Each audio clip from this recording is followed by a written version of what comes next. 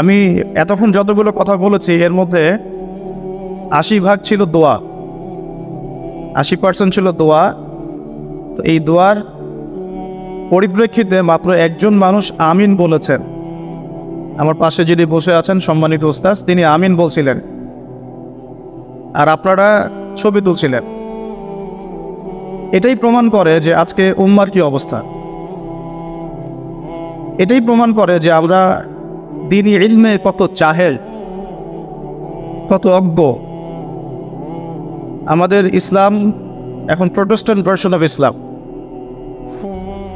খ্রিস্টানরা যেমন Protestant version of Islam, Protestant version of Christianism follow করে, অর্থোডক্সরা, ক্যাথলিকরা, ঠিক আমরাও কেন জানি দিন দিন সেরকম হয়ে যাচ্ছে আর কি। কোরআনকে মহব্বত করি, কোরআন পড়তে জানি না। ইসলামকে মহব্বত করি, নামাজ পড়তে আসি না। গরিব দুঃখীদের জন্য মন কাঁদে, মাঝে মাঝে দান সাদাকা করি, ফরজ জাকাত আদায় করি না।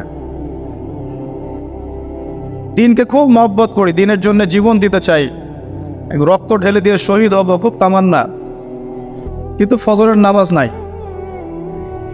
কোরআন তেলাওয়াত করতে জানে না, অর্থনৈতিক জীবনে হারাম খায়, সুদ খায়, ঘুষ খায়, দুর্নীতি করে, কিন্তু ইসলামকে মহব্বত করে। তো এখানে যে দোয়াগুলো হলো, আমরা কেউই আরবি ভাষা জানি না, এখানে বোঝা গেল আরবি আমাদের জানা নাই, দোয়া আমরা বুঝি না, কোরআনের এই দোয়াগুলো আমাদের মুখস্থ নাই, এমনকি দোয়ার পিঠে আমিন বলতে হয় এই আদবটুকু আমার জানা নাই। আমি মোবাইলটা বের করে ছবি তুলছি, তাহলে এই ছেলেটাকে দিয়ে দিনের আল্লাহ পাকের রাস্তায় দাওয়াত কি হবে, আর জিহাদ কি হবে, আর ইকামতে দিন কি হবে, এটা বোঝার আমারও বাকি নাই। ওই পর্যন্তই। এরপরে যদি দেখা যায় যে ব্যক্তিকে নিয়ে এত শোডাউন, সে যদি না থাকে, তাকে দেখতেও কেউ যাবে না, খোঁজ নিতেও কেউ যাবে না, তার পরিবার কিভাবে চলছে এটা খোঁজও নিতে কেউ যাবে না।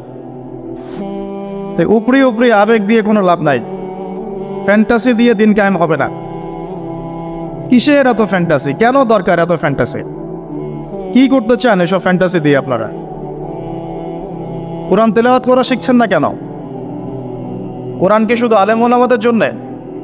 5 ওয়াক্ত নামাজ কেন পড়েন না? নামাজের হিসেব কি আল্লাহ পাক নিবেন না আপনার কাছে? যাকাত ফরজ হয়ে গেছে সেই কবে, যাকাত দিচ্ছেন না। সৎ কাজের আদেশ করতে আল্লাহ পাক বলেছেন, করছি না। অসৎ কাজে নিষেধ করতে বলেছেন, অসৎ কাজে নিষেধও করতে পারি না, সর্বোচ্চ ফেসবুকে 2 লাইন লিখতে পারি, এই পর্যন্তই। এখন যে ইস্যু চলছে সেটা নিয়ে 2 লাইন লিখবো, 7 দিন পর এই ইস্যু শেষ, নতুন ইস্যু আসবে, আবার নতুন ইস্যু নিয়ে 2 লাইন লিখ। এই তো মুসলিম উম্মাহকে ভিতর থেকে টুকরা টুকরা করে হাজার হাজার দলে বিভক্ত করে রেখে দিয়েছে। এই তো চলছে। ফ্যান্টাসি দিয়ে কি করতে পারবেন? একটা সময় ছিল যখন এই পুরো বিশ্বের রাজনৈতিক ক্ষমতা আমাদের হাতে ছিল। বিগত 100 বছর থেকে এটা আমাদের হাতে নাই, কারো কোনো ফিকিরও নাই, কেউ ভাবেও না, চিন্তাও করে না। একটা সময় ছিল যে আমাদের ভূমিতে কুফাররা থাকতো, বসবাস করতো, ট্যাক্স দিত, কর দিত, যেটাকে আমরা জিজিয়া বলি। জিজিয়া, জিজিয়া নামে কোনো শব্দ আছে এটা এই ইয়াং জেনারেশন জানা নাই। ওরা আমাদের রাষ্ট্রে থাকতো ট্যাক্স দিয়ে, কর দিয়ে, আর এখন আমরা ওদের কাছ থেকে একটা লোন পাওয়ার জন্য কত প্রসেস করি, লবিং করি, ওয়ার্ল্ড ব্যাংকে গিয়ে, IMF-এ গিয়ে, তাও 5%, 6%, 10%, 12% এত সুদ দিতে হবে, ওরা শর্ত আরোপ করে, আমাদেরকে মেনে নিতে হয়, আমরা বাধ্য হই। আমাদের কোনো ফিকিরই নাই আমরা কোন জাতি ছিলাম, এখন কোন জাতি হয়েছে। একসময় পুরো বিশ্বের অর্থনীতি আমরা নিয়ন্ত্রণ করতাম, এখন তাদের অনুদানের উপর ডিপেন্ড হয়ে থাকতে হচ্ছে আমাদের। একসময় পুরো বিশ্বের শিক্ষার ভিত্তি গড়েছিলাম আমরা।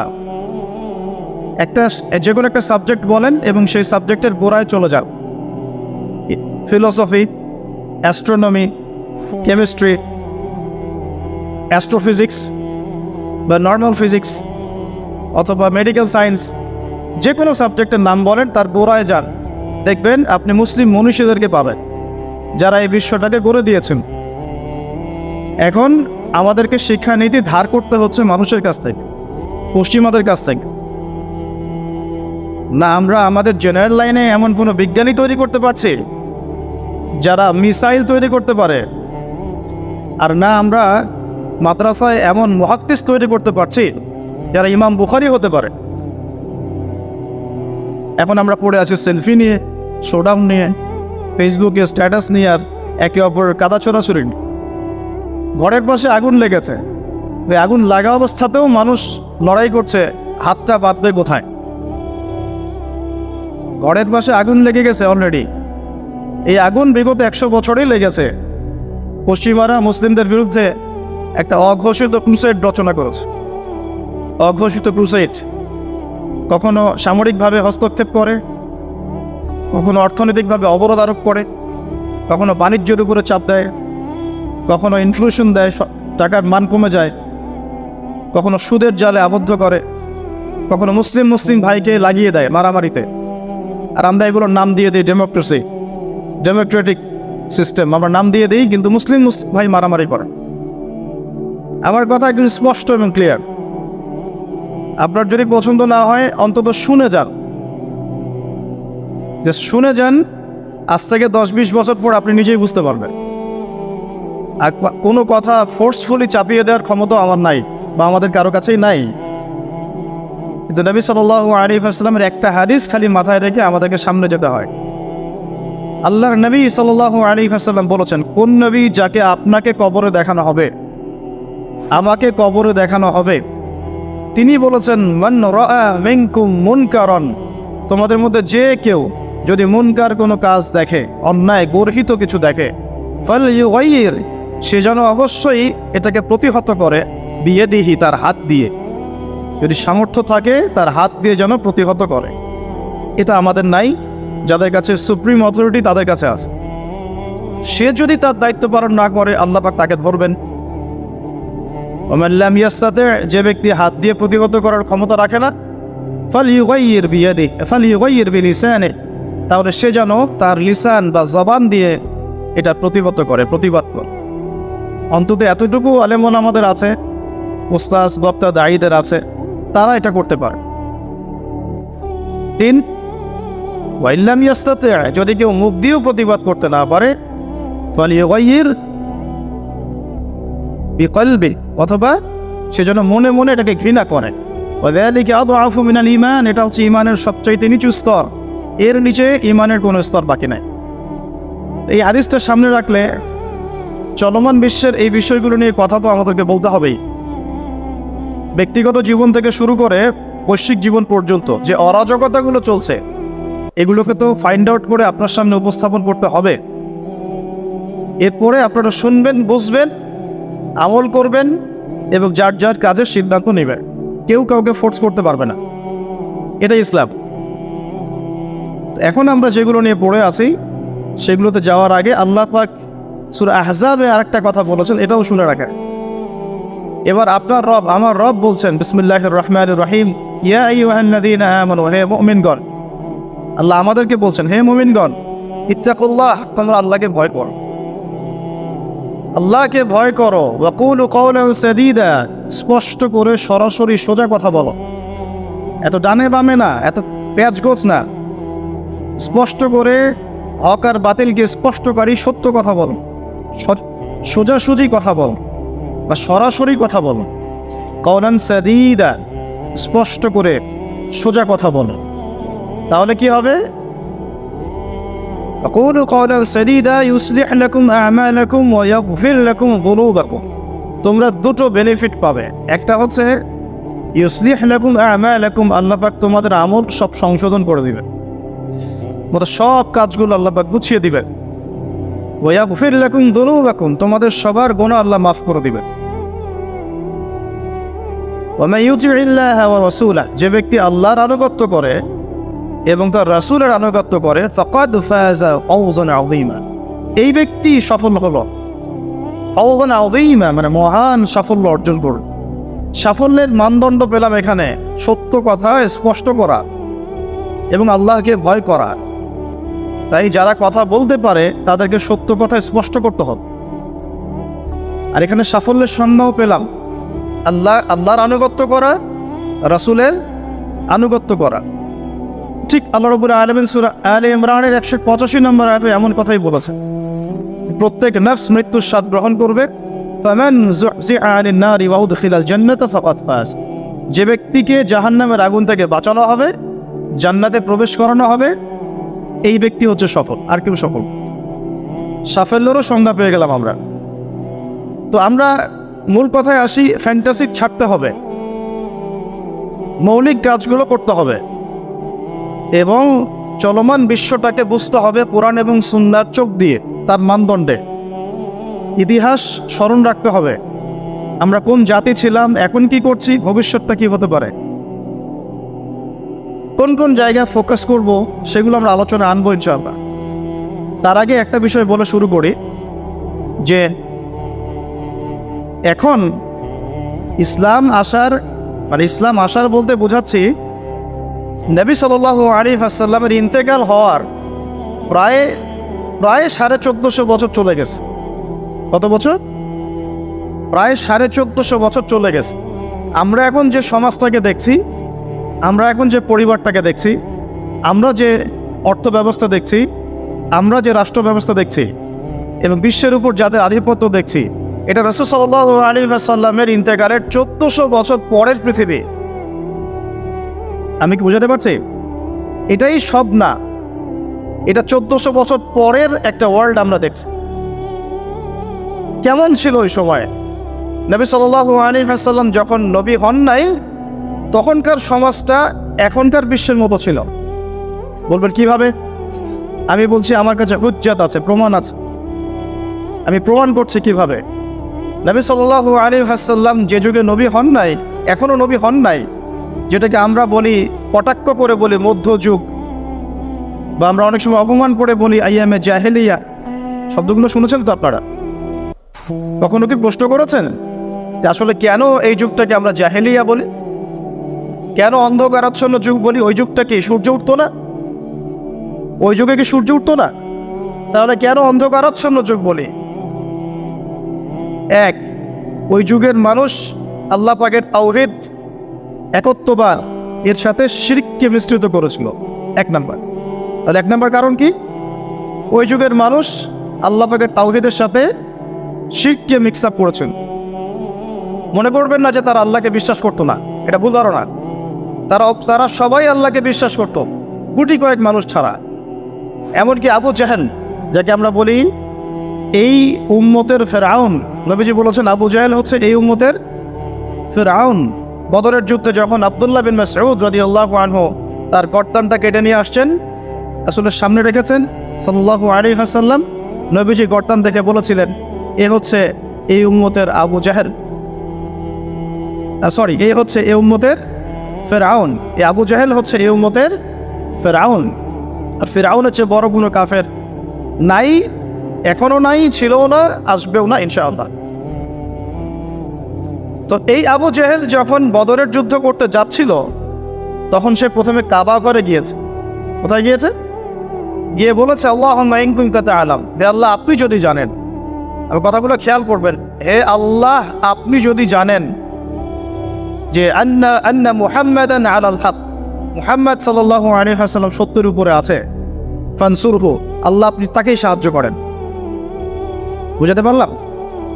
ওয়া ইন কুনতা তা'লাম, এবং আপনি যদি জানেন যে নাহনুল কুরাইশ আলাল হক, আমরা কুরাইশরা হকের উপরে আছি, ফানসুরনা, তাহলে আমাদেরকে সাহায্য করেন। বুঝাতে চাচ্ছি আবু জাহেলের মতো মানুষও আল্লাহকে বিশ্বাস করত। আইয়ামে জাহিলিয়াত মানে এমন নয় যে ওরা সবাই নাস্তিক ছিল, না, নট এট অল, মোটেই এমন নয়। তারা আল্লাহকে বিশ্বাস করতো। তাহলে আল্লাহ পাক তাদেরকে কাফের কেন বলছেন? উত্তর সূরা জুমারের মধ্যে আছে। তারা লাত, উজ্জা, হুবল, মানাত এগুলোর পূজা করত, মূর্তি পূজা করতো, এটা তো আপনারা জানেন। তো তারা বলতো, তাদের যুক্তি ছিল, মা না'বুদুহুম, আমরা শুধুমাত্র এই কারণেই তাদের ইবাদত করি, ইল্লা লিয়ুকাররিবুনা ইলাল্লাহি যুলফা, এরা আমাদেরকে আল্লাহ পর্যন্ত পৌঁছে দিবে। তাহলে রিজনটা কি? দলিল আদিল্লা কি তাদের মূর্তি পূজার পিছনে? আমরা এগুলোর মধ্য দিয়ে আল্লাহর নৈকট্য অর্জন করতে চাচ্ছি। তার মানে তারা সবাই আল্লাহকে বিশ্বাস তো করতো যে একজন আল্লাহ আছেন। এখনকার বিশ্বের দিকে তাকিয়ে দেখুন, ওই একই শিরকের ছোঁয়া সব জায়গায় লেগে গেছে। মানুষ আল্লাহকে বিশ্বাস করে, কিন্তু ইবাদত বন্দেগীর জীবনে গিয়ে আল্লাহর সাথে অন্যকে শরিক করছে, ইকোনমিতে গিয়ে আল্লাহর সাথে অন্যকে শরিক করছে, পলিটিক্স করতে গিয়ে আল্লাহর সাথে অন্যকে শরিক করছে, ওয়ার্ল্ড অ্যাফেয়ার্সকে ডিল করতে গিয়ে আল্লাহর সাথে অন্যকে শরিক করছে। মানুষ আল্লাহকে বিশ্বাস করেও এখন মুশরিক হচ্ছে। আপনি কোন সেন্সে ওইটাকে আইয়ামে জাহিলিয়াত বলছেন, আর এখনকার যুগটাকে পুত পবিত্র বলছেন? এগিয়ে যাওয়ার যুগ, সায়েন্স অ্যান্ড টেকনোলজির যুগ। দেখাচ্ছি আপনাকে টেকনোলজি কাকে বলে।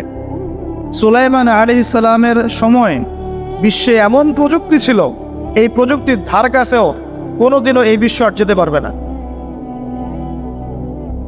আমি আমার হ্যাডসেট নিচ থেকে কথা বলছি না, এগুলোর দলিল আছে সূরা সাবার মধ্যে, সূরা নামলের মধ্যে, অন্য অনেক জায়গায়, যে আল্লাহ রাব্বুল আলামিন সুলাইমান আলাইহিস সালামকে এমন রাজত্ব দিয়েছিলেন, এমন সুপ্রিম অথরিটি, ক্ষমতা, পাওয়ার, টেকনোলজি পৃথিবীতে কখনো ছিলও না, কিয়ামত পর্যন্ত আসবেও না।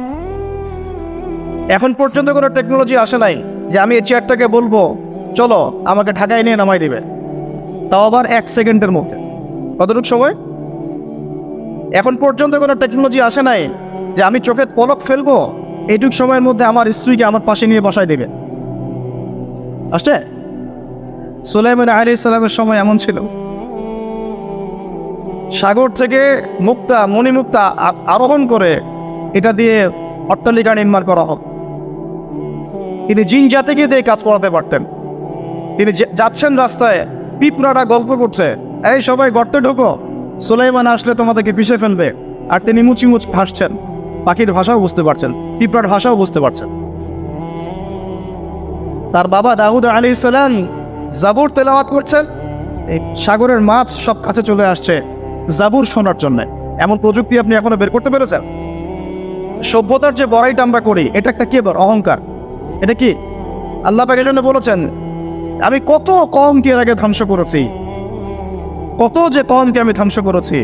সিরু ফিল আরদি ফানজুরু কাইফা কানা আকিবাতুল মুকাজ্জিবিন। তোমরা এই জমিনে বিচরণ করতে থাকো, দেখো যারা আল্লাহকে অস্বীকার করেছিল তাদের কি পরিণতি হয়েছে।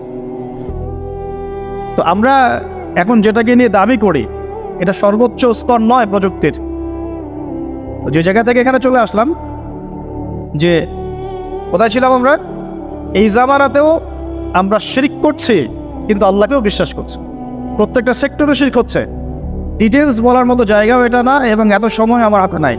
আমি খালি সেক্টরগুলো বলে দিই। 1, এডুকেশন সেক্টর, শিক্ষা সেক্টর, এখানে শিরকের উপর শিরক হচ্ছে।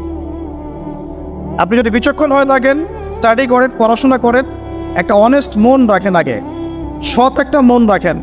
ডানে গেলে ডানে যাব, বামে গেলে বামে যাব, আমি নিউট্রাল থাকবো, আমি কোনো পক্ষ আগে নেব না, আমি যাচাই বাছাই করে দেখবো কথাটা সত্য না মিথ্যা। শিক্ষা ক্ষেত্রে শিরকের উপর শিরক হচ্ছে, শিরকের উপর শিরক। আজকে থেকে 25 বছর 30 বছর আগে যতটা শিরক ছিল না, এখন তার চেয়ে বেশি শিরক চলে আসছে। এমন এমন শিরক আসছে যেগুলোর প্রতি ঈমান রাখলে আপনার ঈমান ভঙ্গের 10টা কারণ আছে। এই 10 কারণের মধ্যে পড়ে যাবেন, আবার নতুন করে কালিমা শাহাদা দিয়ে ইসলাম কবুল করতে হবে, নতুন করে কালিমা শাহাদার সাক্ষ্য দিয়ে আবার মুসলিম হতে হবে। যতই দাম্ভিকতা দেখান, কবরে আপনাকেও যেতে হবে, কিচ্ছু করার নাই তখন। এখন যদি সলিউশনে না আসে, সংশোধন না করে, তাহলে অনেক দেরি হয়ে যাবে। এখনকার টিকটক জেনারেশনটা বিগত 30 বছরের মেহনতের ফসল। পশ্চিমাদের বিগত 30 বছরের মেহনতের ফসল এখনকার টিকটক জেনারেশন। ওরা মেহনত চালিয়ে যাচ্ছে, না জানি আরো 30 বছর পরে কোন টক জেনারেশন আসবে আল্লাহ ভালো জানে। একটা কমন সেন্সহীন, জীবনের উদ্দেশ্যহীন, একটা বুদ্ধিবৃত্তিক প্যারালাইজড প্রজন্ম। না জীবনের কোনো উদ্দেশ্য আছে, না কোনো পড়াশোনা করে, আর না একটু ভালো করে খেলাধুলা করে, আর না শরীর চর্চা করে, আর না কিছু লিখে, আর না কিছু জাতিকে কিছু দিচ্ছে, আর না পলিটিক্সে কোনো আগ্রহ আছে, আর না ইকোনমিক্সে কোনো আগ্রহ আছে, না ওয়ার্ল্ড অ্যাফেয়ার্স সম্পর্কে কোনো সচেতনতা আছে, না মুসলিম উম্মার এই দুরবস্থায় তার ভূমিকা রাখার কোনো ইচ্ছাও পর্যন্ত আছে না। সালাত আদায় করে না, কুরআন তেলাওয়াত করে, আর না ওযু করতে জানে ঠিকভাবে, আর না ফরজ ওয়াজিব সুন্নাত মুস্তাহাব জানে, আর না ফিকহুল মুয়াসসারের মতো সহজ ফিকহের কিতাবগুলো তার আয়ত্ত করা আছে, না কোনো আলেমের সাথে সম্পর্ক আছে, না কোনো ইসলামিক স্কলারের কাছে সম্পর্কিত হয়, আর না মাদ্রাসায় যায়, আর না ইসলামের বেসিক ফান্ডামেন্টাল নলেজ অর্জন করে। জীবনের উদ্দেশ্যই নাই, শুধু মেয়ের পিছনে, শুধু মাদকের পিছনে, ড্রাগসের পিছনে, কোনো সময়ে মারামারি দাঙ্গা হাঙ্গামা করছে, কোনো সময় দেখা যায় বাইক দাবড়ায় বেড়াচ্ছে। বাবার বিত্তশালী, বাবার অনেক টাকা আছে, বাস কিনে দিয়েছেন বাইক, চলছে। পিছনে একটা বেহায়া বেশ্যা মেয়ে নিয়ে ঘুরছে। এ মেয়েটাও বেহায়া, শব্দটা ইউজ করতে চাইনি আমি আমি আমি এখানে জানি অনেক মা বোন আছেন, শব্দটা আমি ইউজ করতে চাই নাই, কিন্তু আমার ভিতরে এমন ক্ষোভ এদেরকে দেখলে হয় যে মুখ থেকে বের হয়ে গেল। একটা মেয়েকে আল্লাহ পাক সৃষ্টি করেছেন কি জন্যে? যাতে সে ইসমাইল আলাইহিস সালামের মতো সন্তান জন্ম দিতে পারে। এই বাইকের পিছনে ঘোরা মেয়েটা কি আপনাকে এরকম সন্তান দিতে পারবে? আপনি তো বোকা। আপনি মনে করছেন যে অল্প সময়ের জন্য আমি তাকে নিয়ে একটু মজা করি, তখন দেখা যাবে আপনারও জীবনে এমন কোনো মেয়ে আল্লাহ পাক দিয়েছেন যে ওই রকম অন্য কারোর সাথে বাইকে ঘুরে আসছেন, তখন কিছু করার থাকবে না, কিচ্ছু করার থাকবে না। আমার টপিক আজকে এইটা না। এই প্রজন্মটাকে গড়েছে পশ্চিমারা বিগত 30 বছরে। কত বছরে? এখন যে এডুকেশন সিস্টেমটা চলছে, এটা যদি এভাবেই চলতে থাকে, আপনি আর 20 বছর পরে এমন একটা প্রজন্ম পাবেন যাদেরকে যদি আপনি, আমি চ্যালেঞ্জ করতেছি, যাদেরকে যদি আপনি নতুন করে কোনো মুক্তিযুদ্ধে পাঠান, গুলি খেয়ে ফেরত আসবে, একটাকে মারতেও পারবেন না। দেশের প্রতি কোনো মহব্বত আছে না, উম্মার প্রতি কোনো মহব্বত আছে না, দেশের জন্য কিছু করতে পারবে না, জাতির জন্য না, উম্মার জন্য। সবচেয়ে বড় স্তর হচ্ছে উম্মার জন্য। সবচেয়ে বড় স্তর কি? উম্মার জন্য, যে পুরো মুসলিম উম্মা একটা জাতি, আমি এমন একজন বড় নেতা হব যে পুরো মুসলিম উম্মার জন্য কাজ করব। এই যে চেতনা, এই জাজবা, পরিশ্রম, অধ্যাবসায়, একটা ভিশন, একটা প্যারেন্টিং, একটা কনস্ট্রাকটিভ সিলেবাসে পড়াশোনা করা, তারবিয়াত, প্রশিক্ষণ, এর ধার কাছেও নাই জানে। আমরা ঢাকায় দেখি মানুষ খালি খাচ্ছে আর খাচ্ছে, সবাই বসে খায়। ফাস্টফুডের দোকান হাজার হাজার হাজার হাজার, সবাই মেয়ে ছেলে একসাথে বসে খায়, চটপটি, ফুচকা, বার্গার, পিৎজা, খাওয়াই যেন এদের কাজ। রাস্তায় ফুটপাতে পাটি বিষয়ে বসে খাওয়া দাওয়া করছে, সবাই খাচ্ছে, গল্প গুজব করছে, গোল হয়ে বসে বসে মোবাইলে কি জানে করতেছে, গোল হয়ে 10 জন বসে আছে একসাথে। যেই মুহূর্তে ধরেন যে মুসলিম উম্মার একটা অঞ্চলে একটা বোমার আঘাতে 500 জন শিশুকে হত্যা করা হয়, ওই মুহূর্তে বসে সে হাসাহাসি করতেছে। ওই মুহূর্তেও তার কোনো ফিকির নাই, নামাজের সেজদায় একটু দোয়া করব, আমি আল্লাহর দিকে ফিরে আসি। ওগুলো অনেক দূরের কথা, বাদ দেন, শুধু এতটুকু ফিকির। আচ্ছা, আমি দুনিয়াতে আছি কেন? আমি দুনিয়াতে এসেছি কেন? এক সময় তো আমি ছিলাম না, আবার এক সময় আমি থাকবও না। কেউ এসে চিরস্থায়ী হতে পারে নাই, তো আমরাও পারবো না। তো আল্লাহ পাক আমাদেরকে সৃষ্টিটা করলেন কেন? আমার কাছে আমার রব কি চা? আমি যদি না থাকতাম তাহলে আমার পরিবার চলতো কিনা, আমার সমাজটা চলতো কিনা, আমার শিক্ষা ব্যবস্থাটা চলতো কিনা, আমার দেশটা চলতো কিনা, এই বিশ্বের ঘূর্ণন চলতো কিনা, আর্নিক গতি চলতো কিনা, থেমে যেত? উত্তর না। আমি না থাকলে আর্নিক গতি থামতো না। আমি না থাকলে কি আমার পরিবার থেমে থাকতো না, আমার সমাজ থেমে থাকতো না, এই মসজিদ থেমে থাকতো না, এই রাজনীতি থেমে থাকতো না, অর্থনীতি থেমে থাকতো না, দেশও থেমে থাকতো না, উম্মাও থেমে থাকতো। তাহলে আল্লাহ পাক আমাকে কেন সৃষ্টি করলেন? আমার কি রোল আছে এখানে? আমার কি ভূমিকা? এই এতটুকু চিন্তা করার মতো আমাদের জেনারেশন আমরা পাচ্ছি না। আপনারা ফোন বের করে ছবি তুলতেছেন, ভাবেন এগুলো আমাকে দিয়ে কি করবেন? আমাদের তো কিচ্ছু করার নাই এই কথাগুলো বলা ছাড়া। এই কথাগুলো বলা বা সচেতনতা তৈরি করা ছাড়া আমাদের হাতে কিছুই করার নাই। Not at all, absolutely nothing, কিচ্ছু করার নাই। এইসব ফ্যান্টাসি দিয়ে লাভ নাই। আপনাদের মধ্য থেকে জেনারেশন তৈরি করতে হবে, আপনাদের মধ্য থেকে আলেম তৈরি করতে হবে, আপনাদের মধ্য থেকে কারি, হাফেজ, দাঈল আল্লাহ এবং উম্মার নেতৃত্ব প্রদানকারী জেনারেশন তৈরি করতে হবে। এইসব চেয়ারে বসে কয়জন? সারা বাংলাদেশে হয়তো 50 জন, 100 জন। এই 100টা মানুষ ইউনাইটেড না, তারাও বিক্ষিপ্ত। 16 কোটি মুসলিমের দেশ বলছেন, 16,000 দলে বিভক্ত। এর মধ্যে সবচেয়ে বিশুদ্ধ যেটাকে আমরা মনে করি, সেখানেও দেখবেন যে আরও 10টা 20টা দল হয়ে বসে আছে। এর বাইরে গিয়ে আবার যারা বললো না তারা বিশুদ্ধ নয়, আমরাই সবচেয়ে বিশুদ্ধ, ওদের মধ্যেও 10টা দল হয়ে গেল। না তারা ইউনাইটেড, না তারা মানে আমরা, না আমরা ইউনাইটেড, আর না আমাদের কোনো আমিরুল মুমিনিন আছে যিনি সবাইকে একটা জায়গায় নিয়ে দিনের কিছু খেদমত নেবেন। আসসালামু আলাইকুম থাকবে, শুনলাম মানলাম আনুগত্য করলাম, এমন থাকবে? নাই। না কোনো ইকোনমিক বেস, না কোনো স্বতন্ত্র মিডিয়া, না স্বতন্ত্র প্রযুক্তি, না কোনো স্বতন্ত্র মানে পলিটিক্যাল প্ল্যাটফর্ম। কিছু যারা কোরআন এবং হাদিসকে দিয়ে বর্তমান ইকোনমিকে ডিল করতে পারে। শুধু সেকুলার ইকোনমি আর শুধু ইসলামিক ইকোনমি দিয়ে হবে না, দুটোকে কম্বাইন করতে পারে যারা, এ ধরনের স্কলারশিপের কাছে আসেন, আপনাকে বুঝিয়ে দিবে এখানে অর্থনীতির মধ্যে শিরক আছে কোথায়। কেউ কি আপনাদেরকে বোঝাতে সক্ষম হয়েছিল আজকে থেকে 10 বছর আগে যে আপনি যে পেপার মানি ইউজ করছেন এর মধ্যেও রিবা আছে, সুদ আছে? আমরা যে ইলেকট্রনিক মানিগুলো ইউজ করছি এর মধ্যেও রিবা আছে, সুদ আছে। রিবা মানে কি? রিবা সমান সমান নিজের মায়ের সাথে সেক্স করা। আর কোনো ভাষা আমার কাছে নাই। আমার কথাটা আপনার কলিজার ভিতর দিয়ে ঢুকে একদম মগজ দিয়ে বের হয়ে যাওয়া উচিত। রিবা, সুদ ইজ ইকুয়াল টু নিজের মাকে বিয়ে করা, নিজের মায়ের সাথে ব্যভিচার করা, নিজের মাকে বিছানায় নেওয়া, নিজের মায়ের সাথে সেই কাজ করা যে আমি আমার স্ত্রীর সাথে করি। এটা আমার কথা না, এই কথাটা বলে গেছেন আপনার নবী। আমার নবী না বলে আপনারই নবী বলুন। আপনার নবী, আল্লাহর হাবিব, আল্লাহর হাবিব,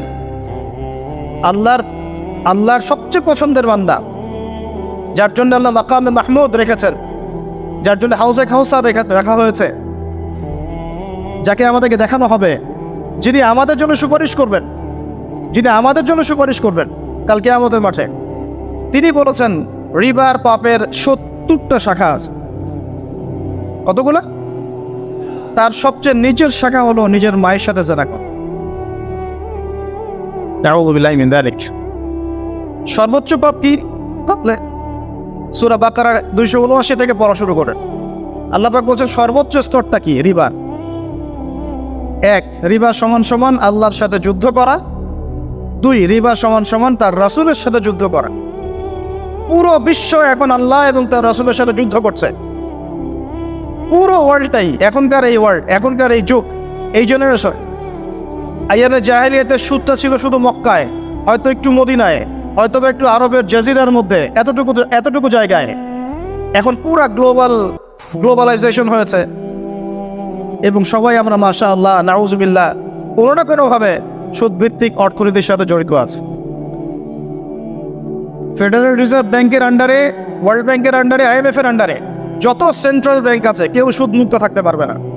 আপনি গভর্নমেন্টকে দোষ দিয়েন না, গভর্নমেন্টকে দোষ দিয়ে লাভ নাই, কিছু করতে পারবেন না। শিরকের গোড়া হচ্ছে এখন ওই পশ্চিমা শক্তিটা, একদম শিরকের গোড়া, তাগুতের গোড়া, যত শয়তানি অন্যায়ের মূল গোড়াই জায়গা। এরা এমনভাবে ইউনাইটেড হয়েছে, ইউনাইটেড নেশনস তো ফর্ম করেছে 1945-এর পর থেকেই। এমনভাবে ইউনাইটেড হয়েছে, এদের স্বার্থটাই হচ্ছে পশ্চিমাদের জয় জয়কার যেন হয়, মুসলমানদের ম্যাসাকার যেন হয়। এটাই তাদের ভিশন ছিল। এই ভিশনে বিগত 100 বছর থেকে আমরা হাঁটছি। এটাই জায়নিস্টদের ভিশন ছিল। এরা কারা? এরা ইহুদি খ্রিস্টানদের মধ্যে একটা জাতি, একটা গ্রুপ, যারা এই ওয়ার্ল্ডটাকে রুল করতে চায়, শাসন করতে চায়। এখনো চোখে আঙ্গুল দিয়ে দেখাতে হবে যে তারা ওয়ার্ল্ডকে শাসন করছে, বেশ শাক করছে। একদিনে যদি 500 কেন 5000 বাচ্চাকেও মেরে শেষ করে ফেলে, তবুও তাদের এগেনস্টে কোনো পদক্ষেপ তারা নেবে না, কোনো পদক্ষেপ।